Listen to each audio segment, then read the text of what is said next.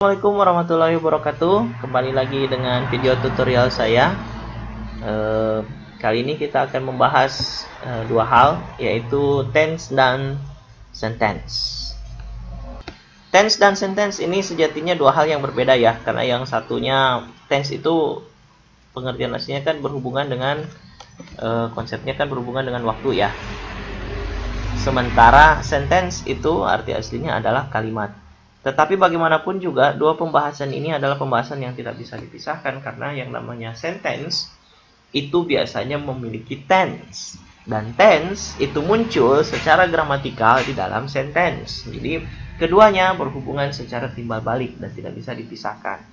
Makanya di sini kita nanti akan bahas dulu bagaimana sih sentence itu dibentuk. Kemudian bagaimana sih tense itu dimasukkan ke dalam sentence. Dan bagaimana tense itu bekerja mengubah makna gramatikal dari sebuah kalimat. Pertama, mari kita pelajari dulu apa itu sentence atau kalimat. Ya. Sentence itu pada dasarnya adalah kelompok kata. Ya, it's a group of words. Group of words atau kelompok kata. Kemudian, sentence itu predicative. Disebut predikatif berarti ya sama kayak di bahasa Indonesia ya, dia punya hubungan subjek dan predikat. Ya, dia punya hubungan subjek dan predikat. Cuman kita harus pahami bahwa di bahasa Inggris yang namanya predikat itu berbeda dari bahasa Indonesia. Di bahasa Inggris predikat itu harus berupa verbs. Jadi predikat itu harus ada verbs-nya. Ini wajib nih. Ya, wajib. Makanya biasanya orang-orang guru guru-guru bahasa Inggris atau ahli bahasa Inggris itu membuat polanya bukan SP tetapi S dengan V atau subject and verbs. Karena di bahasa Inggris itu predikat itu harus ada verbs-nya. Predikat adalah verbs. Tanpa ada verbs, maka predikat itu nggak ada. Gitu. Jadi kalau di bahasa Indonesia tanpa ada verb, tanpa ada kata kerja, kita bisa bikin satu kalimat dan itu sudah benar secara struktur pun secara makna. Tapi kalau di bahasa Inggris tanpa yang ada namanya verbs, maka belum ada yang namanya predikat. Makanya kenapa guru bahasa Inggris biasanya membuat polanya itu bukan SP tapi SV, langsung verbs. Seperti itu. Kemudian, jadi basicnya cuma ini sebenarnya. Kalau ditanya apa itu sentence, ya ini. Dia adalah kelompok kata. Ya, dia adalah kelompok kata, dia bersifat predikatif, ada subjek, ada predikat, dan predikat itu biasanya sekaligus verbs. Jadi tanpa ada verbs maka tidak ada predikat.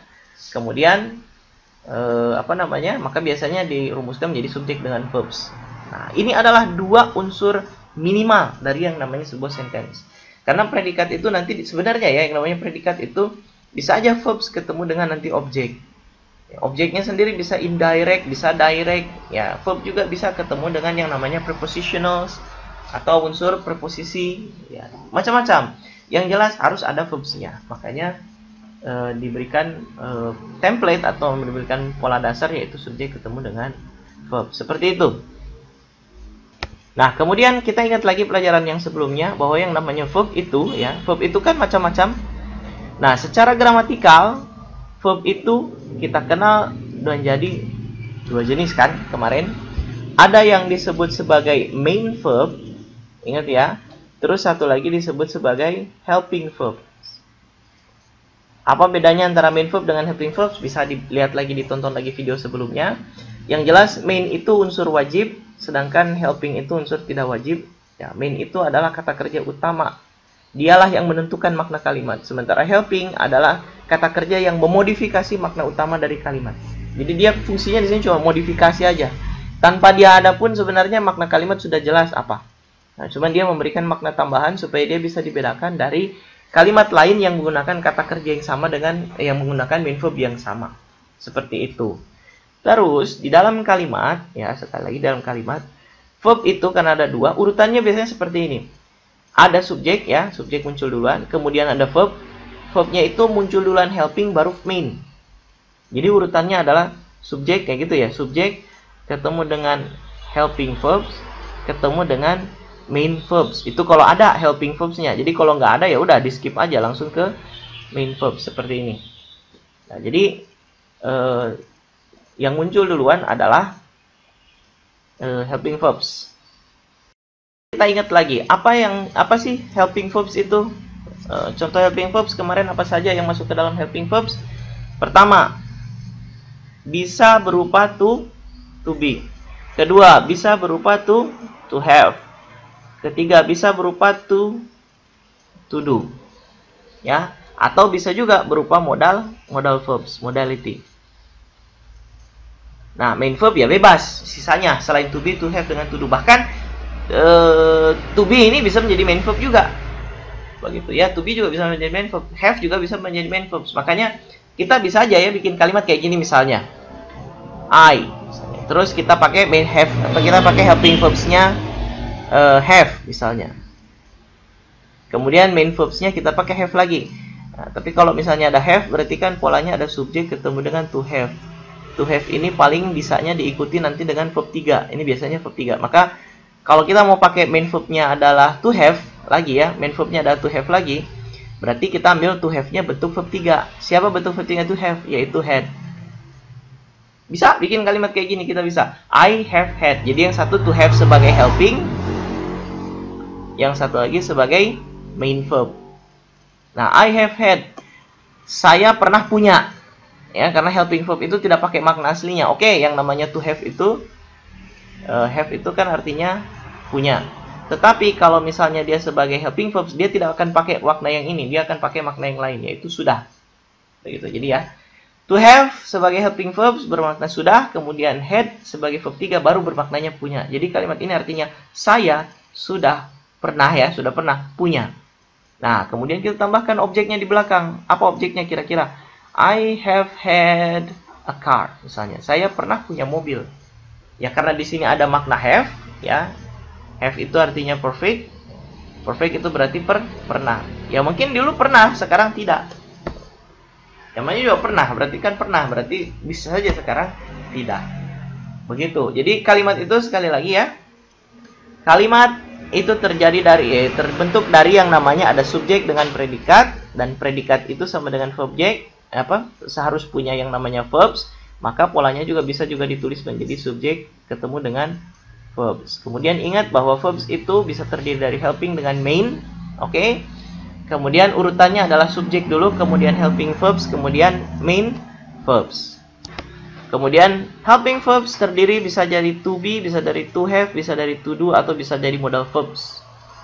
Dia selalu muncul duluan daripada main verbs. Kalau kita bikin contoh kalimat, misalnya ini, I have had a car. I itu subjeknya, ya. To have, kemudian diikuti dengan helping verbs-nya yaitu to have, kemudian diikuti dengan main verb-nya verb 3 yaitu had. Ini bentuk verb 3 dari to have. Kemudian ketemu dengan objek a car. Jadi semua sentence kurang lebih yang normal ya. Kalimat lengkap itu bisa dianalisis seperti ini. Kita bisa bikin contoh lain misalnya. Kita jabarkan dulu pola dasarnya. Ada subjek ketemu dengan verb, ya. Nanti di belakang bisa diikuti dengan objek dan yang lain-lainnya, ya, itu bisa menyusul. Yang jelas pola dasarnya adalah subjek dengan verbs. Objek ini kan tidak selalu ada ya. Subjek dengan verbs. Sekali lagi, verb juga dibagi menjadi helping dan main verbs. Helping bisa muncul, bisa tidak, tetapi main verb harus ada. Oke, kita coba pakai 3 contoh kalimat berikut ini ya. Pertama, I swim. I swim. Kita analisis kalimatnya. I swim. I swim ini terdiri dari subjek. Ada subjeknya, ada I. Kemudian ada verbnya yaitu swim. Verbnya bentuknya verb 1. Kemudian yang kedua, we are writing a story. Di sini ada we sebagai subjek. Kemudian are, ya, ini to be loh. To be berarti ini adalah verb. Are itu bentuk verb 1. Writing asalnya dari to, write, menulis. Ini ngambil bentuk verb belakangnya ing. Ada ing-nya ya. Kemudian a story ini adalah noun, berarti dia adalah objek. Kemudian kalimat ketiga, the students, para siswa. Ini adalah subjek. Kemudian must. Nah, ini adalah modal verbs.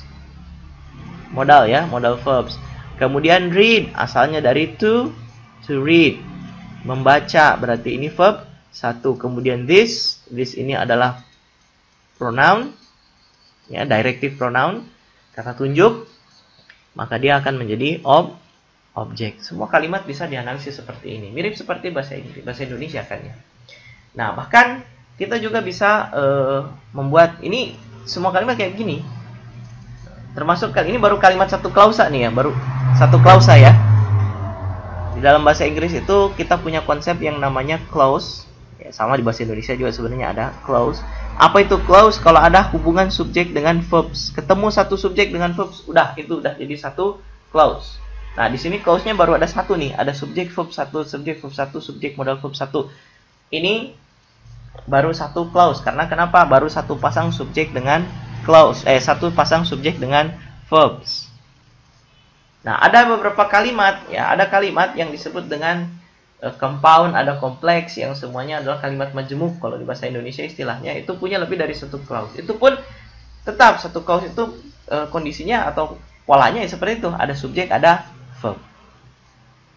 Sekarang kita coba jabarkan dulu ya. Apa sih itu subjek? Apa itu predikat? Karena ya tanpa pengetahuan tentang apa itu subjek dan apa itu predikat, kita juga bingung kan ya. Kalau ketika misalnya kita dikasih sebuah kalimat, bingung juga kan yang mana bisa jadi subjek, yang mana bisa jadi predikat. Oke. Basicnya begini pada dasarnya. Subjek adalah bisa dikatakan the topic atau bisa juga dikatakan the focus. Jadi subjek kalimat itu tentang kalimat itu kan gini ya. Apa topiknya, apa yang sedang dibicarakan, itulah subjek. Siapa yang sedang diceritakan, ya itulah subjek, karena dia menjadi fokus dari kalimat. Kemudian apa itu predikat? Nah, predikat adalah subjek itu sedang ngapain, ya. Jadi apa yang sedang dilakukan subjek atau bagaimana keadaannya subjek. Jadi intinya predikat adalah apa sih yang diceritakan tentang si subjek, itu namanya predikat. Jadi dia bisa dikatakan bisa menyatakan activity kalau misalnya memang kata kerjanya activity, bisa menyatakan state atau keberadaan atau keadaan dari si subjek. Nah, kemudian subjek itu ya bisa diisi oleh apa saja. Subjek bisa diisi oleh noun atau kata benda. Kalau tidak ada noun itu bisa digantikan oleh yang namanya pronoun atau kata ganti. Itu. Jadi standarnya ini bisa noun, bisa pronoun, bisa demonstrative pronoun. Demonstrative pronoun itu kata ganti tunjuk, kayak misalnya this, that, these, dan those, ya. Nah, tapi kadang-kadang subjek juga diisi dengan verb. Ya, bisa diisi dengan verb, terutama ketika dia berbentuk berakhiran ing. Dalam hal ini dia biasanya berposisi sebagai yang namanya gerund. Nah, kita akan membahas soal gerund ini nanti di kesempatan yang lain. Kemudian di predikat itu sudah jelas dia harus berupa verb.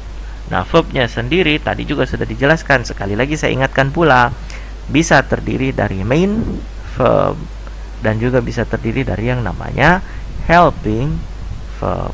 Di antara dua jenis verb ini yang wajib adalah main verb. Tanpa main verb kalimat tidak lengkap maknanya. Sementara helping itu hanya sebagai pelengkap. Jadi dia sekali lagi memodifikasi.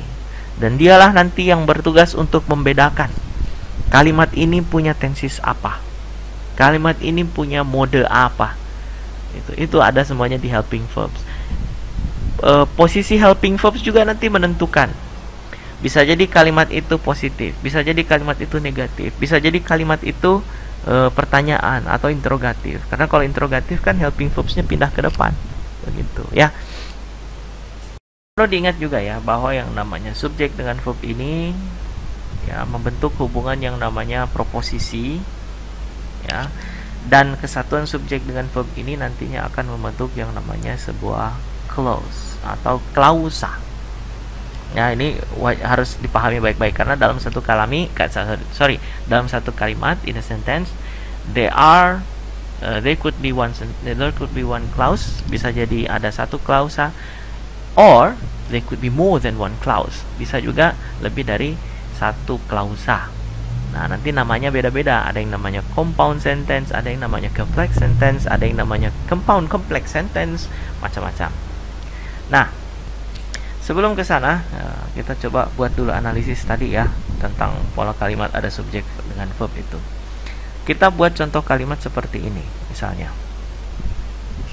Oke, ada 3 kalimat. I swim pertama, kemudian kedua Tanya is writing a story, kemudian yang ketiga the students must read this.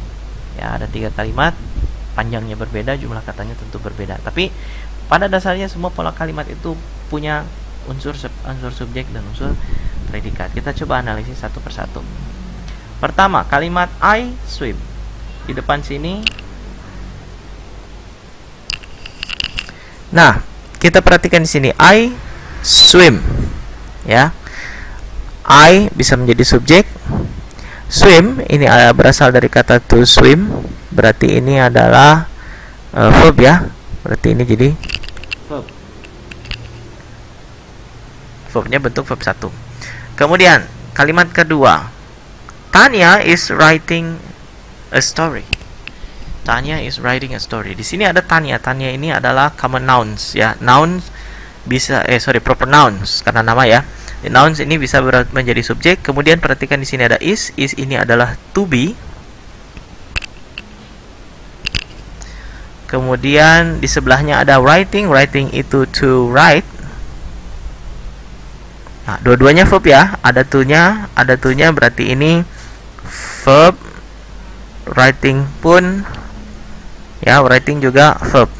Cuman bentuknya adalah verb berakhiran ing. Kemudian di sini adalah objek ya, benda, noun.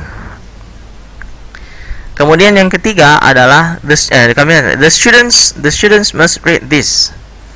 Nah, di sini ada the students. Ini juga noun plural, ada akhiran s-nya. Ini bisa menjadi subjek. Kemudian must. Nah, must ini adalah salah satu dari yang namanya modal verbs. Modal verbs. Kemudian read ini adalah to read.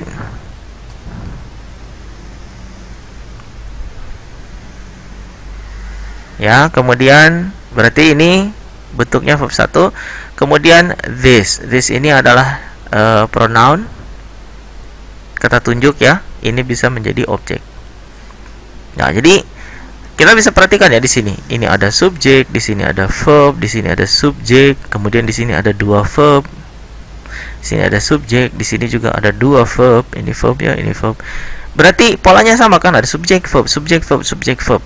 Nah, satu kali hubungan subjek verb ini 2 verb ya, terus ini berhubungan. Di sini juga 2 verb, berarti ini hubungannya ke sini. Satu kali subjek verbs inilah yang disebut dengan clause atau klausa. Gitu. Jadi sebuah kalimat itu bisa terdiri dari 1 klausa, tapi ada juga kalimat yang klausanya lebih dari 1. Ada. Itu nanti kita sebut sebagai compound sentence dan complex sentence. Oke. Kemudian tadi saya katakan bahwa kalimat itu bisa terdiri dari 1 atau lebih klausa. Nanti dia menentukan namanya simple sentence atau compound sentence atau complex sentence. Nah, pertanyaannya, simple sentence itu apa? Simple sentence adalah kalimat yang terdiri dari 1 clause atau 1 klausa saja. Artinya di dalam kalimat itu hanya ada 1 hubungan subjek dengan verb atau subjek dengan predikat. Jadi polanya dasarnya adalah subjek dengan verb. Ya. Dan klausa yang berdiri sendiri itu harus berupa independent clause atau klausa bebas. Dia tidak bisa terikat ya dengan klausa lain kecuali dia pakai konjungsi atau kata sambung hubungan kata sambung hubungan antar kalimat. Contohnya kayak gimana? Ya, misalnya seperti yang tadi itu. Kalimat-kalimat sebelumnya ini. Nah, ini semuanya disebut dengan simple sentence. Kenapa disebut simple sentence? Karena Ya, kita lihat tadi hubungannya. Satu subjek predikat, satu subjek predikatnya, satu subjek verb, satu subjek. Ya, ini satu kelompok verb, kemudian satu subjek dan satu kelompok verbs. Artinya dia simple, tidak lebih dari satu. Nanti ketika misalnya kita tambahkan di depannya atau kita gabung lagi dengan kalimat lain, misalnya gini. Tania is writing a story and the students must read this. Misalnya digabung dengan konjungsi and. Nah, itu baru bisa berubah menjadi compound sentence. Jadi, kalau kita jabarkan simple sentence tuh misalnya contohnya ya. The car is misalnya broken. Nah, di sini ada satu subjek siapa? Ada the car, ini subjek. Kemudian ada predikat satu ya. Ada verb, bentuk aslinya adalah to be. Kemudian broken, ini ada verb lagi, verb 3, asal katanya dari to broke. Nah, tapi ini di sini verb 3-nya ini berubah bukan sebagai verb, dia berubah sebagai adjektif karena ini nih is ya. Jadi kalau ada pola kalimat subjek ketemu dengan to be, nah, di belakangnya itu biasanya berupa adjektif atau noun lagi. Dan ini nanti bentuknya ini disebutnya nanti kalau dia adjektif namanya adjectival clause ya. Nah, kalau dia noun disebutnya nominal clause atau nominal sentence lah kalau dia udah jadi kalimat. Nah, ini compound sentence ya. Kalau tadi yang namanya simple sentence itu terdiri dari satu klausa saja, compound sentence adalah kalimat yang terdiri dari dua klausa. Ya, jadi dia harus minimal setidaknya two clauses, dua klausa. Makanya kalau di bahasa Indonesia compound sentence ini termasuk yang namanya kalimat majemuk. Nah, kalau di bahasa Indonesia kalimat majemuk itu kan dibagi dua ya. Ada yang namanya kalimat majemuk setara, ada kalimat bertingkat, ada kalimat majemuk campuran. Nah, compound sentence ini kurang lebih sama dengan di bahasa Indonesia yang disebut kalimat majemuk setara. Ya sama. Di sini disebut two clauses. Bahasa Indonesia juga punya dua klausa. Ya. Kemudian si compound sentence ini dia harus, karena dia dua klausa ya, dia harus digabungkan, joined ya, by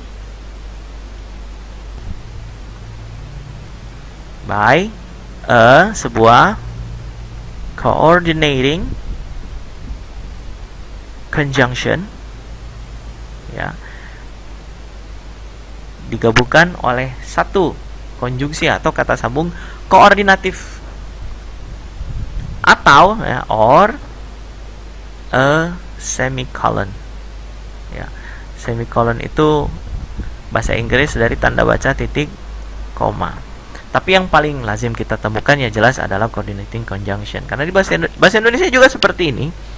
Di bahasa Indonesia yang namanya kalimat majemuk setara itu sama kok seperti ini ya. Majemuk setara itu punya, dia harus di di awal, bukan diawali, dia juga polanya harus dua klausa, ada subjek predikat ketemu dengan subjek predikat, dan di tengahnya harus ada yang namanya conjunction. Nah, kalau tidak ada conjunction dia diganti dengan semicolon, titik koma, sama seperti itu.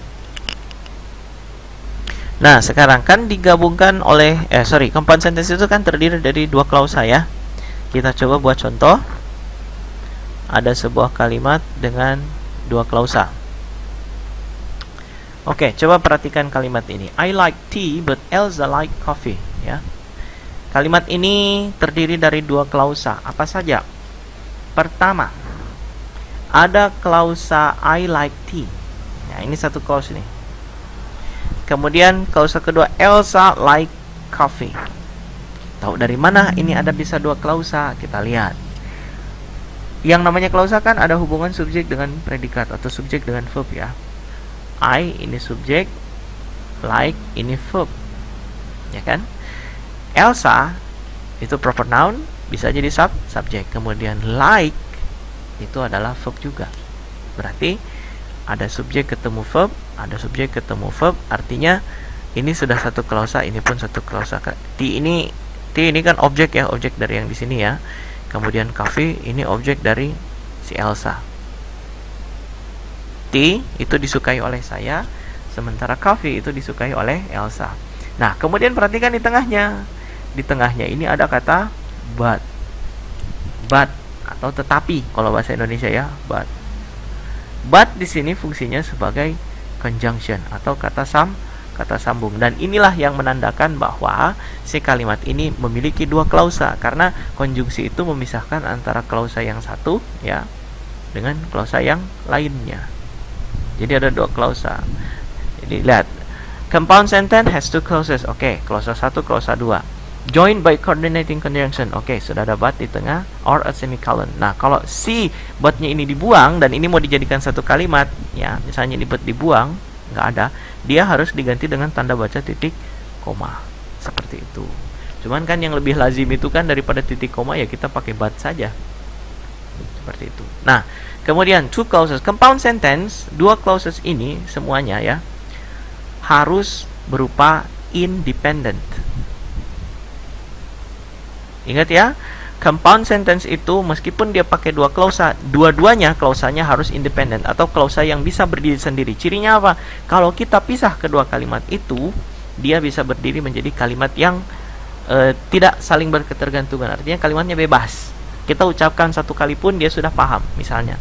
Atau kita lihat contoh gini. Kita buat contoh lain ya.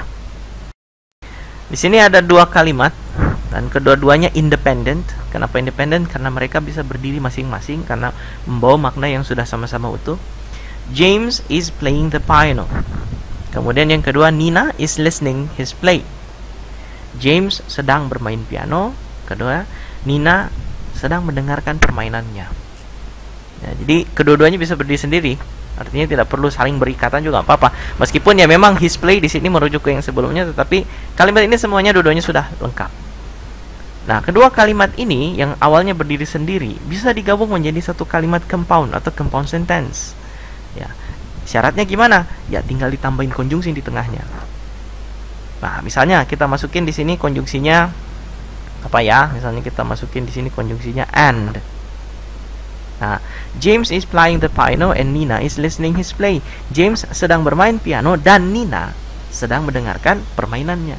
Berarti dia menceritakan dua hal, tapi diikat dalam satu satuan kalimat. Bisa. Kalau misalnya dibuang, ya dia menjadi kalimat sendiri aja lagi masing-masing. Misalnya nggak ada n-nya, ya berarti di sini titik. Di sini juga titik. Jadi dua kalimat yang terpisah gitu. Tapi kalau digabung, dia harus pakai konjungsi. Jadinya tetap kan ini kan James bisa jadi subjek. Is ini verb playing, ini verb ing, nah, udah ada verbnya. Nina itu subjek, is itu to be, listening ini verb ing. Sama kan? Ini jadi satu klausa, ini klausa kedua, ini sampai piano jadi klausa pertama. Jadi tetap two clause joined by a conjunction. Nah, cuman yang perlu diingat baik-baik adalah conjunctions yang dipakai dalam apa namanya? Compound sentence itu, jadi kita sebut saja compound conjunctions atau kata sambung hubungan setara ya. Terbatas ya, terbatas. Kita punya for, and, nor, neither ya, kemudian yet, or dengan so. Oh ya, dengan but satu lagi. Nah, biasanya kita agar mudah diingat dengan singkatannya ini. Nah, mungkin ada guru atau mungkin dosen yang sudah pernah mengajarkan tentang ini. Ada singkatan fanboys. Fanboys bukan temannya fangirl ya. Fangirl, fanboys itu buat Koreaan, K-pop. Nah, ini kepanjangannya. F itu adalah for, A itu adalah and, ya. Kemudian N itu untuk nor, ya. Kemudian B itu untuk but, O itu untuk or, dan Y itu untuk yet. Oh ya, S ya. S nya itu so. Terpaksa ke atas karena nggak cukup ya. Jadi kurang lebih ada for, and, nor, but, or, yet dengan so. For itu menyatakan sebab. Ini arti lainnya ya. Kalau di bahasa Indonesia jadinya karena. Jadi hati-hati teman-teman. For itu artinya ada dua. Ya, for itu bisa berarti untuk Kan for you untuk kamu ya. For juga bisa berarti karena. Ada ya kalimat yang diawali dengan for, ada. Ya, misalnya I cannot atau I can't buy food. Saya tidak bisa membeli makanan. For my money is empty. Atau for I don't have any money. Jadi I can't buy any food for I don't have any money. Saya tidak bisa membeli makanan karena saya tidak punya uang. Begitu. Bagaimana contoh complex sentence? Kita coba bikin kalimat ya. Oke, ini contoh kalimat. Nina closed the door after she swept the floor. Nina, ini close, ini dari kata to close ya, menutup. Dia bentuknya pakai verb 2. Kemudian after she swept, ini aslinya to sweep. Sweep itu menyapu. Ya. Ini bentuknya juga verb 2. Berarti ada subjek ketemu verb 2, ini juga subjek ketemu verb 2. Berarti tensisnya mainnya di simple past ya. Subjek verb 2, ini subjek verb 2. Oke. Nina closed the door after she swept the floor. Oke, di sini ada subjek ketemu verb 2, ini sudah jadi satu klausa. Klausa pertama, she swept the floor. Ini juga jadi klausa kedua. Ini objeknya ya, the floor objek. Yang ini objeknya the door, pintu. Yang ini lantai. Ya, basically sama mirip polanya dengan yang namanya compound sentence, sama-sama dua klausa. Ini klausa pertama, ini klausa kedua. Tapi dan di tengahnya ada yang namanya conjunction. Nah, cuman di sini pakainya after, dan ini adalah subordinative conjunction. Kenapa dikatakan subordinatif? Karena semua klausa ya, ceritanya gini, semua klausa yang diawali dengan subordinative conjunction ya, berarti dari sini klausanya kan segini ya, sampai batasnya tanda titik. Nah, ini disebut sebagai dependent clause atau klausa terikat. Kenapa dia terikat? Coba artinya after itu apa sih? After kan artinya setelah. Ya, setelah dia menyapu lantai. Berarti kalau misalnya apa ya? Kejadian itu, sebuah kejadian itu terikat hubungannya dengan kejadian lain. Nina closed the door, berarti Nina menutup pintu. After she swept the floor, keterangan, jadi after ini jadi keterangan waktu gitu. Jadi kapan sih terjadinya close the door itu? Ketika setelah, atau bukan ketika, setelah dia menutup pintu. Artinya kalau dia tidak menutup pintu, dia juga tidak dia tidak, kalau dia tidak menyapu lantai, berarti dia juga tidak menutup pintu. Karena kejadiannya harus berurutan kayak gitu. Jadi sapu dulu lantainya, kemudian tutup pintunya. Nah, begitu ya. Jadi yang ada di belakang conjunction itu jadinya dependent clause. Nah, sementara yang berdiri bebas ini, nah ini kan bebas ya, karena dia tidak punya conjunction. Ini sendiri aja. Ini disebut sebagai independent. Kalau di dalam tata bahasa Indonesia, yang namanya dependent clause itu disebut sebagai anak kalimat tuh. Mungkin ada yang pernah ingat istilahnya ya, kalau di bahasa Indonesia. Sementara yang ini independent, karena ini anak, berarti ini adalah induk kalimat. Seperti itu. Jadi complex sentence itu sama dengan kalimat majemuk bertingkat kalau di dalam bahasa Indonesia, karena strukturnya mirip dan juga punya istilah yang mirip. Ada anak kalimat dan induk kalimat.